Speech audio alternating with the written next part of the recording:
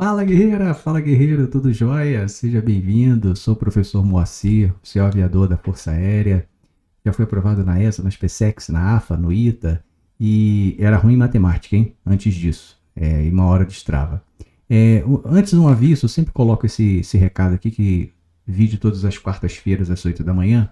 No entanto, como é o caso do vídeo de hoje, que ele vai ser dividido em mais de um, toda vez que eu dividir um vídeo em mais de um, eu tenho sem comigo que depois de 20 minutos, a partir de 20 minutos ali já começa a ficar muito cansativo, então eu prefiro de parcelar o conteúdo ou a resolução de questão em mais de um vídeo quando ele ultrapassa esse tempo. Então eu programo antes. Então, todas as vezes que isso acontecer, que é o caso de hoje, os vídeos saem todos no mesmo dia. Então eu já vou sempre deixar um cardzinho ali na lateral aqui, que é para você já partir para o vídeo seguinte. Aí tu dá uma pausa, dá uma esticada, toma uma água, toma um café. Importante, ó, tá estudando? Toma um cafezinho. Leva um café junto aí que ajuda bastante. Aí já vai outra dica. Quando tô resolvendo questão de matemática, principalmente resolução de questão, eu procuro sempre colocar uma musiquinha, aquela relax music que aparece muito no YouTube com sonzinho de piano, e ali eu vou resolvendo cara, é muito bom. Você vai embora, se esquece da vida. E é muito gostoso ali. Ou então um ruído branco, se estiver perto de muito barulho. Mas esse relax music é o que eu mais curto aí pra estudar. E o assunto de hoje, pô, é muito maneiro, muito maneiro. Pra mim são os números do capiroto, né? Eu sempre achei os números do capiroto, são os números primos. E a gente vai conversar hoje sobre esses números tão fascinantes aí na história da matemática, que já fascinaram tantos matemáticos ao longo dos séculos aí, podemos dizer até mais de 1000 anos, né? Que fascinam os homens. Tá legal? Então, daqui a pouco, depois da vinheta, a gente retorna aí.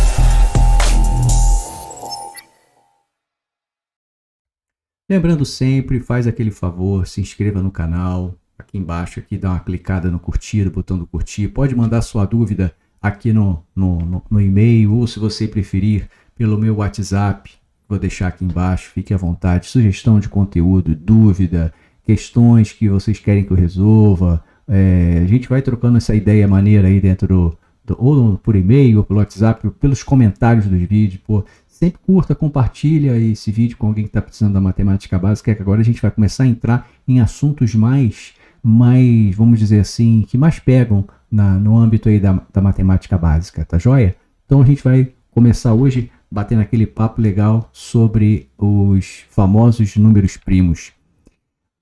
Bom, lembrando sempre que, só atualizando, a gente está aqui na playlist de matemática básica e a gente está vendo os conteúdos aí de aritmética por enquanto. E hoje, especificamente, dessa relação imensa que a gente tem aí de 16 tópicos, a gente já viu os 3 primeiros, hoje a gente vai abordar os números primos. Sim, uma coisa que eu gostaria de falar, vem aqui comigo aqui na câmera grande para ficar melhor. Aqui eu estou evitando, nesse canal eu não quero, claro, uma outra vez vão aparecer vídeos mais curtos, a parada mais direta ao ponto, mas a ideia aqui é trazer uma matemática mais tempo para você estudar. O que acontece nas escolas normalmente, que eu passei por isso da mesma forma? O professor não tem tempo para abordar assuntos relacionados à história da matemática, de onde as coisas vieram, como o conteúdo, como o conhecimento foi sendo construído ao longo dos anos. Mas aqui não, aqui eu quero trazer parte histórica da coisa, explicar o porquê das coisas sempre que possível, e às vezes eu vou apresentar uma fórmula ou outra sem maiores explicações, mas a ideia é essa. Então o conteúdo de hoje, você vai ver aqui por esses vídeos parcelados, que você não viu ainda do YouTube um conteúdo de números primos tão completo quanto que eu vou apresentar aqui. Eu assisti vários vídeos, eu li vários livros, eu li artigos pela internet, li revistas de matemática para trazer um conteúdo mais denso possível. E quanto a isso, pode ficar tranquilo que essa densidade de conteúdo eu vou até trocar ideia ao longo dos vídeos, vai chegar um ponto que já atendeu a maioria da galera que vai assistir. E daquele ponto em diante, aí ele é mais voltado para aqueles que ou são curiosos ou que vão prestar vestibulares militares, e o conteúdo ele é abordado com uma maior profundidade, de uma maneira mais específica, tá joia? Então, nesse vídeo de hoje, a gente vai tratar do aspecto histórico dos números complexos. De onde veio, perdão, números complexos, dos números primos. De onde vieram? Como é que surgiu? Quem começou a pensar nisso, identificar certos padrões que fazem com que esses números recebam um tratamento especial, sejam colocados num conjunto específico. Beleza? Então vamos lá, voltando aí para os nossos slides aqui. Bem, os números, de uma maneira geral, eles podem ser classificados, como nós já sabemos, muita gente já sabe disso, em dois grupos. O número pode ser composto, ou então o número pode ser chamado de primo, ou também chamado de primo absoluto. O que é um número composto? Dentro do universo dos inteiros positivos, ou você pode chamar de naturais, são os números positivos. 0, 1, 2, 3, 4, 5, por aí vai. É o número que possui mais de 2 divisores naturais. Mais de 2. Então, a partir de 3. A partir de 3 divisores, o número ele é classificado como número composto. Exemplo, 4, 6 e 8. Pensa no 4. O número 4. O número 4, ele tem como divisor. Todo número tem como divisor o 1. Então, o número 4, divisor 1, o 2 e o 4. O número 6 tem como divisores o próprio 1, o 2, o 3 e o 6. E o 8? O 8 também tem como divisores o 1, o 2, o 4 e o 8. Então esses são os números compostos. E os números primos? Também dentro do mesmo universo dos números inteiros positivos ou números naturais, é um número que possui exatamente 2 divisores naturais. Às vezes é comum você perguntar para uma pessoa o que é um número primo. É um número que é divisível por ele e pela unidade por ele mesmo. Mas a definição mais precisa do que é um número primo é justamente essa daqui. Ele possui exatamente 2 divisores naturais. Quer ver uma coisa? Vamos tratar esse assunto daqui a pouquinho, mas pensa no número 1. O número 1 ele é divisível pela unidade? É divisível pela unidade. É divisível por ele mesmo? É divisível por ele mesmo. O número 1 é primo? Hoje já sabe-se que o número 1, embora houve muita celeuma, muita discussão acerca disso, hoje já se sabe que o número 1 não é um número primo. Então é muito interessante isso aqui. Outra coisa interessante, perceba que eu estou falando do universo dos inteiros positivos. Existe número primo negativo? Não existe número primo negativo. Os números primos são positivos, todos eles são positivos. Não confunda os divisores de um número, que podem ser positivos ou negativos, com o conjunto dos números primos. E aí vem o questionamento, por que o número primo não pode ser negativo? Pelo teorema fundamental da aritmética.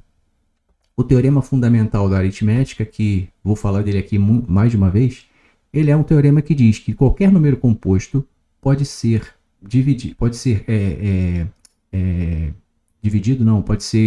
decomposto num produto de fatores primos. E essa decomposição, ela é única. Ou seja, é uma identidade, é uma impressão digital. Vamos pensar no número 6. 6 é legal porque ele é pequeno. Qual é a decomposição do número 6? 2 vezes 3. 2 de números primos ali. 2 vezes 3. Se eu tivesse, essa decomposição é única, ok? Se eu tivesse, considerando os números primos, números negativos como número primo, o que a gente poderia ter? Menos 2 vezes menos 3. Concorda comigo que daria 6 do mesmo jeito? E a gente encontraria o teorema fundamental da aritmética, que diz que a decomposição ela é única. a menos da ordem dos fatores, né? Ou seja, a ordem dos fatores pode mudar por conta do princípio da comutatividade, ali, da propriedade da comutatividade da multiplicação. Então, por conta disso, não se esqueça, número primo não pode ser negativo, número primo é só positivo. Então, exemplo aqui, número 2, número 3, número 5, número 7, número 11, 13, 17, 19 e por aí vai. Qualquer número aqui dessa relação, se você pensar nele, quem pode dividi-lo? Ou vai ser 1 ou vai ser ele mesmo. Então, é exatamente dois divisores naturais. E o 0 e 1? O 0 e 1, eles não são nem números compostos e nem números primos. Com relação ao 0, aí que a gente entra no aspecto histórico. Com relação ao número 0, ele nunca teve muita discussão sobre isso, sobre a primalidade do número 0. Por quê? Porque os números surgiram para expressar quantidades. Esse é o que o desenvolvimento da humanidade nos mostrou, e a história da matemática. O 0 ele surgiu aqui para representar a ausência de uma quantidade. Se o número é usado para representar uma quantidade, então o 0 é uma ausência de quantidade, 0 não era considerado um número, mas uma ausência. Então nunca teve essa discussão em torno do 0. Mas o 1, o miserável do 1, trouxe muita discussão ao longo dos séculos. Muita. Para os gregos antigos, daqui a pouco eu entro numa explanação mais completa, mas para os gregos antigos, o 1 ele não era considerado um número. Como assim o 1 não era considerado um número? Porque para os gregos antigos, o 1 era a unidade. Ele era um fator gerador dos números, não é dos demais números. Ele era um fator gerador dos números. Então, 1 nunca teve essa discussão com relação à primalidade do 1 para os gregos antigos. Ao longo dos séculos, por vezes matemáticos diziam que sim, o número 1 era primo. Por vezes não, o número 1 não era primo. E aí, Gauss, para variar o Gauss, um matemático top, ele, numa demonstração do teorema fundamental da aritmética, ele argumentou, e a argumentação era bem convincente, daí para frente, que o número 1 não era primo. Por quê? Porque o número 1 contrairia, se fosse primo, o teorema fundamental da aritmética, que, como eu já comentei, um número composto pode ser desmembrado ali em produtos de números primos, decomposto em produtos de vários fatores primos, e essa decomposição é única. Vamos pensar de novo e esse foi o pensamento de Gauss, na demonstração dele num dos seus livros, ele tratou dessa forma. Pensa no número 6 novamente. Como é que é a decomposição do 6? 2 vezes 3. Pensa se o 1 for... Essa é única. Pensa se o 1 fosse primo. Poderíamos dizer que a decomposição do 6 seria 2 e 3. Mas também poderia ser 1, 2 e 3. Poderia ser 1 vezes 1 vezes 2 vezes 3. Aí já teríamos mais de uma decomposição diferente. Por conta disso, Gauss argumentou que 1 não seria primo. Não obstante, daí para frente, a galera começou a se debater sobre isso aí. Uns diziam que sim, outros diziam que não. Então a discussão ela prosseguiu durante muito tempo. Até que em 1938, um matemático chamado Godfrey Hardy escreveu um artigo na revista Oxford. O nome do artigo era An Introduction to the Theory of Numbers, uma introdução à teoria dos números. E nesse artigo ele definia o que seria um número primo, partindo do pressuposto que era um número p maior do que 1. Então, por conta de tudo que foi bebido pela pena do Gauss e depois o que Hardy trouxe, no número 1 deixou, a partir daí as discussões foram se arrefecendo e concluiu-se que o número 1 não poderia ser primo. Beleza? Um aspecto aí da história da matemática.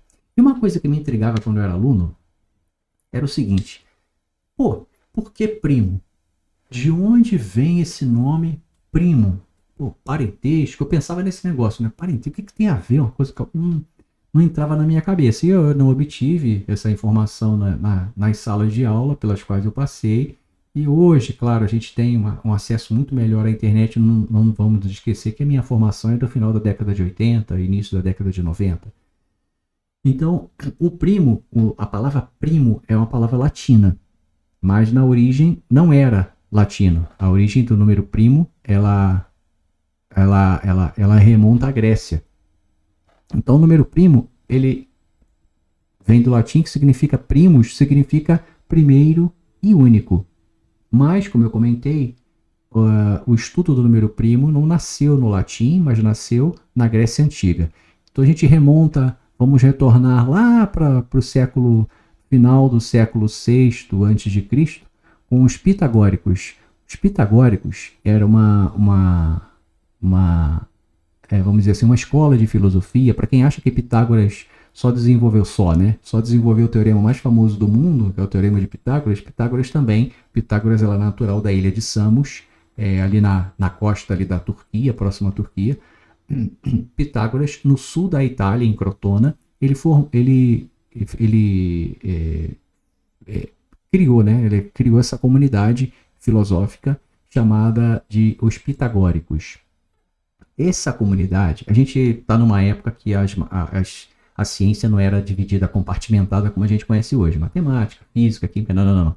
Era tudo misturado e a filosofia fazia parte de tinha um grande peso nisso. Então a comunidade dos filósofos pitagóricos, ela estudava uma série de coisas e dentre elas os números. Eles eram muito apaixonados pelos números, davam muito valor à questão do estudo dos números. Os pitagóricos diziam que tudo é número. Tudo pode ser expresso por números. Dentre as contribuições dos pitagóricos, a eles, considera-se que a definição do que seria, o que são os números pares, o que são os números ímpares, o que são os números primos, o que são os números racionais, dos pitagóricos isso aí. Então eles estudavam muito essa questão da parte dos números. E dentre os números eles tinham uma especial predileção, um grande carinho pelo 1. E aí o 1 para eles não era número. Eles chamavam 1 de unidade ou monade. Então 1 era monade. E os demais eram os números. 2, 3, 4. Então o número para os pitagóricos os números começavam no 2.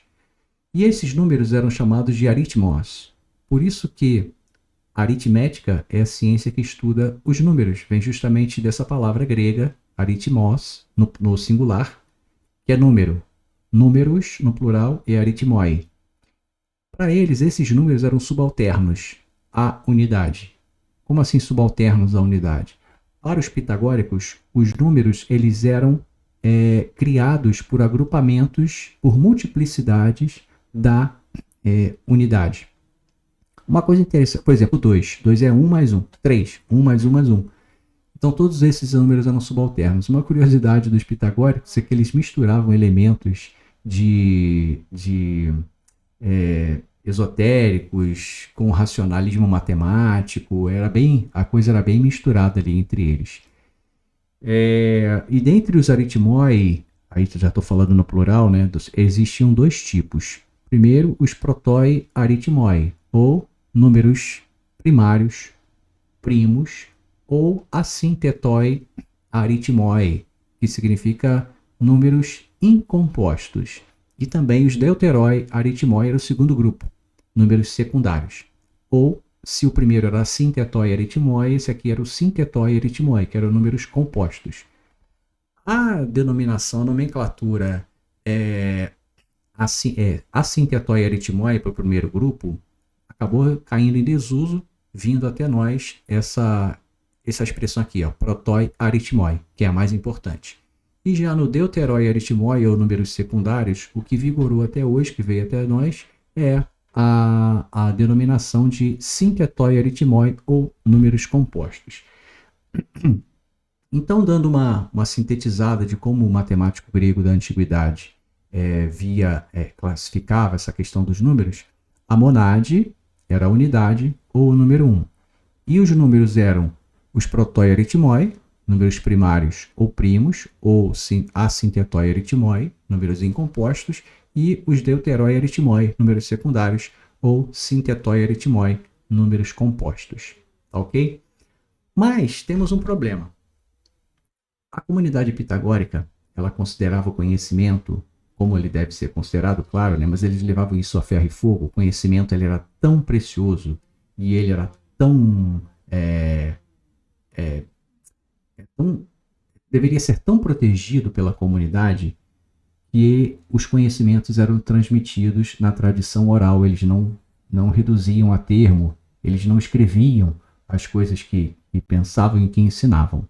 E como é que isso chegou até nós? Como é que a gente sabe do pensamento dos pitagóricos? Por conta dos estudiosos posteriores que sofreram influência dessa comunidade de filósofos ali da Itália. E dentre um dos grandes mestres aí foi Euclides, que escreveu ali por volta do ano 300 a.C.